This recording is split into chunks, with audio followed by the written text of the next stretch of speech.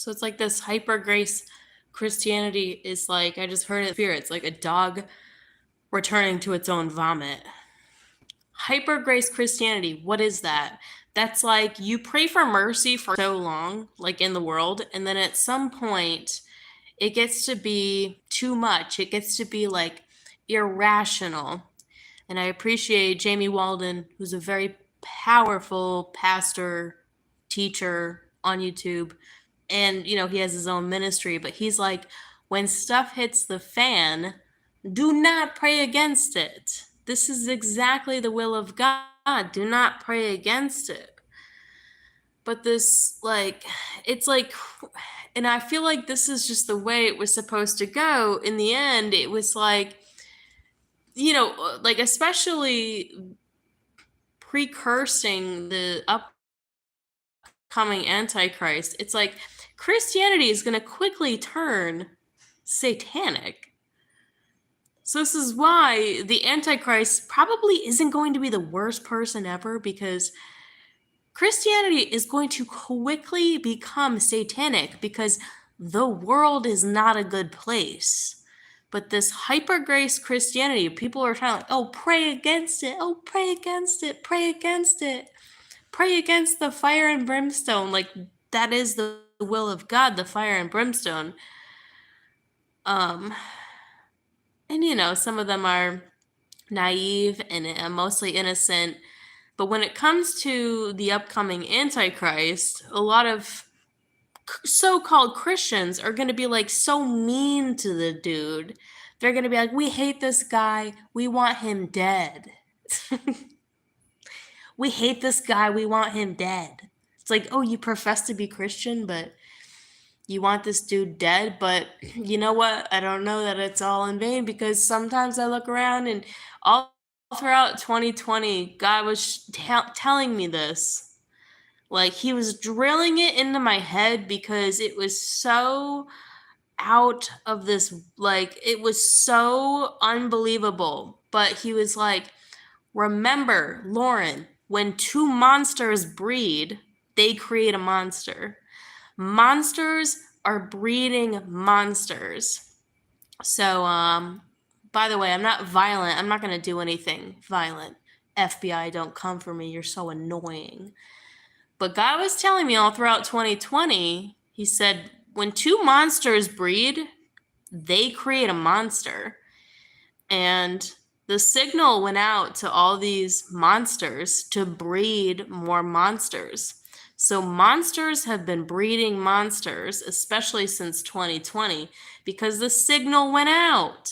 Stop being a piece of shit in the eyes of society. Start looking like some upright figure in the eyes of society and breed children. Breed yourselves like frickin' cattle. Not like cattle, like monsters.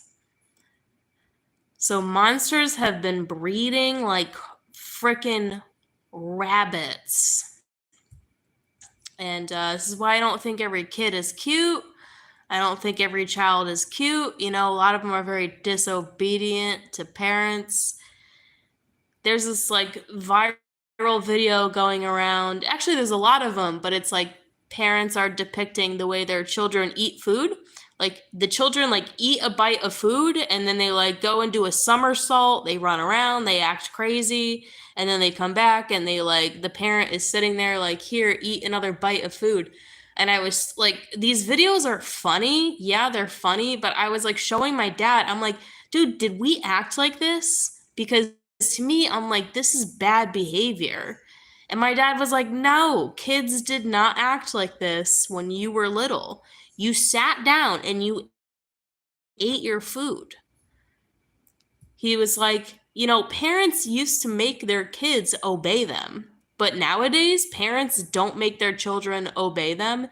Or children are so disobedient to parents, they're just acting like freaking lunatic maniacs. I think I would slap my kid if, like, I would be like, you know what, you're gonna starve. You're gonna take a bite of food, go do a bunch of somersaults, and I have to just sit here like a cuck waiting for you to come get another bite of food. You can't just sit the frig still and eat your frickin' food. I'd be like, starve them. Because kids used to obey their parents. So not only did kids used to obey their parents, but parents made sure that kids obeyed them. They like made this thing like, you want to eat food, you don't want to go hungry, you're going to obey. You're going to sit in your freaking chair and you're going to eat food. But there's all these viral videos of not just like kids disobeying their parents, but also there's all these viral videos about how funny it is to piss off your husband or to piss off your wife, to be a pain in the ass spouse. This shit's not funny. Like, these people are not funny to me. I don't think this is cute. I don't think this is normal. But monsters are breeding like rabbits. Kids are disobedient to their parents. Relationships are built on, can we just fucking breed? They're like, let's just fucking breed, dude. Excuse my language, but like, this is where like relationships in modern day have come to. Let's just breed. Let's just fucking breed. It's disgusting. And there's a lot of children out there that have just been bred out of narcissism, out of monster parents with a signal that's like, just fucking breed. And the irony is, their culture, the monsters that they hail from, have a vendetta towards people like you and I. We can't breed. Their entire agenda is against us breeding. So there's like a funny concept that I have come to understand recently, how in the world there's this conflict that is deep-seated in men, and it's a brotherliness, right? It's a brotherly love. So there's one brother who is more upright than the other brother. So the one brother respects the other brother, but the other brother does not respect him. You can call this the Cain and Abel dynamic. And what's interesting is there's a lot of mercy. Speaking of hyper grace satanic Christianity, there's all this mercy for the one brother because the other brother is just trying to give mercy to his one brother. But that brother, the Cain that killed the Abel, he's never going to reciprocate that respect.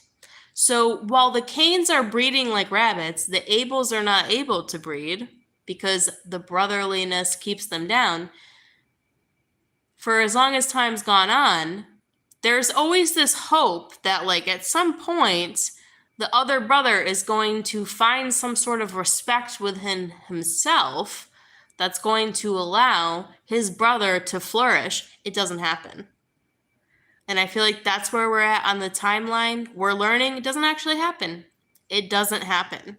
So I'm not violent. I'm not going to do anything. It's all God's will. God's going to do everything. I'm not going to do anything. I'm not going to slit anyone's throat. I'm not going to kill anybody. I'm not going to perform acts of violence. And I don't encourage acts of violence.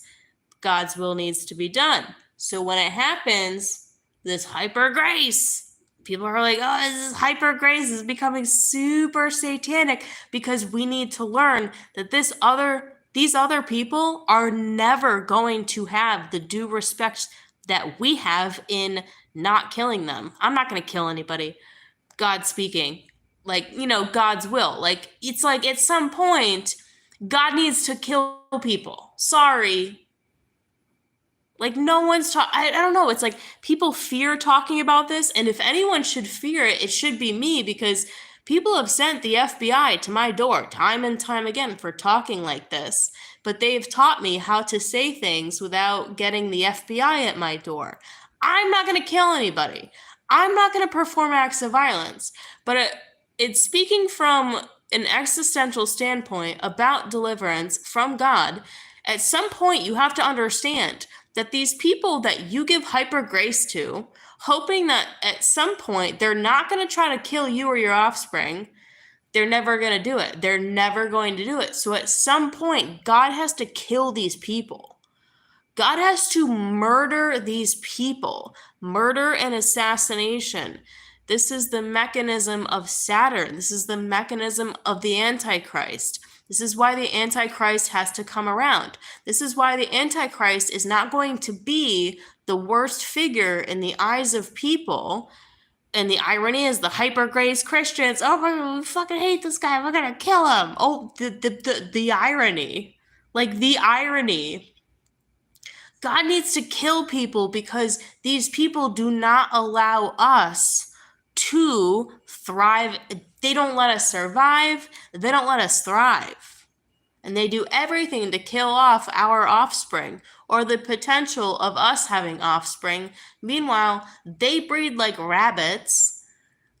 And a lot of them are soulless. They don't even have souls in this world. They're just completely void. Like, they're just like bodies without souls, and they breed like fucking rabbits, and they're super predatory towards anybody that has a soul, will of God, to have kids. Like, they make it like not impossible, but if you were to do it, like, oh, CPS, we're gonna steal your kids, or like, Visa in another country, you can't be in the same country, and then CPS is gonna come and take your kids, or like, we're gonna get you fired from your job, you can't have a job, you can have like a mother but like not a father, you can have like a mother in the picture but you're not a father, or like, you can have a father in the picture but like not a mother, and we're gonna make sure it fucking happens. And they do. This is why God needs to murder a lot of people.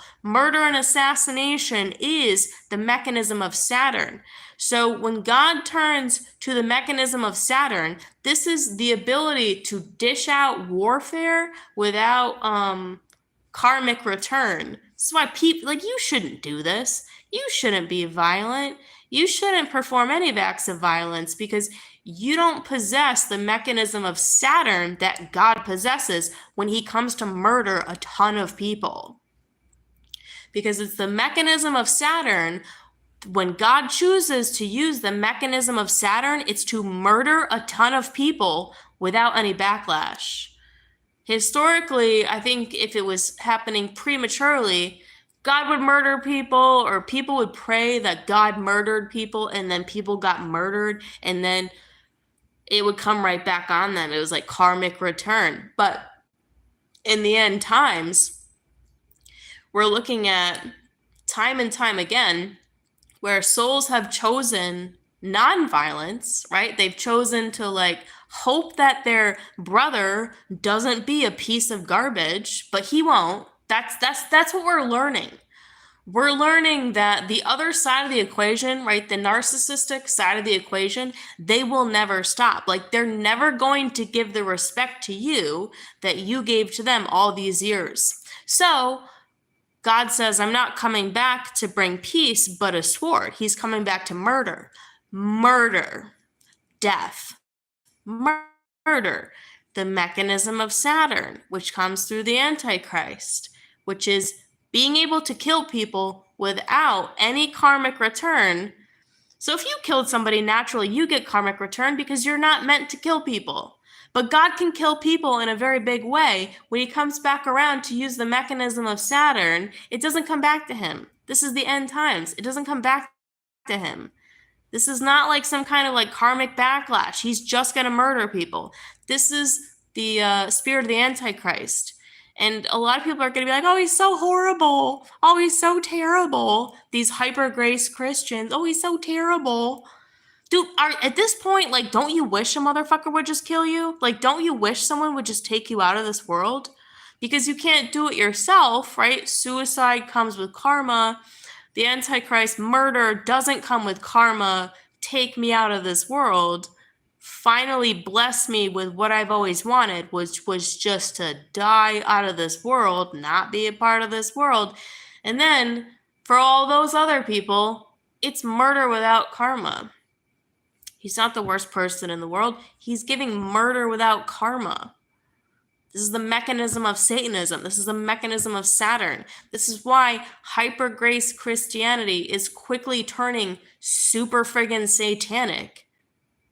Because when the Antichrist comes around to do the things that Jesus Christ wouldn't do, murder, when you know deep down in your entire life experience, yeah, these people have been breeding like rabbits and they were never going to give the due respect that you would have given their position. They were never going to do it. So, murder, death. That's what the Antichrist comes back around to do. So these hyper-grace Christians are going to be so ironic and like, oh, we want this guy dead. Like, you love the world so much. The world is satanic. He's doing you a favor, but they're not going to see it that way because Christianity is going, and all religions are going to quickly become very satanic. Kids don't obey their parents anymore because monsters have been breeding like monsters. And it's just insane. Like, it's just gotten to be too much. It's too much. It's at the end. Like, we're done. We're done, dude. We're done. So I don't know how to end this. That's just it.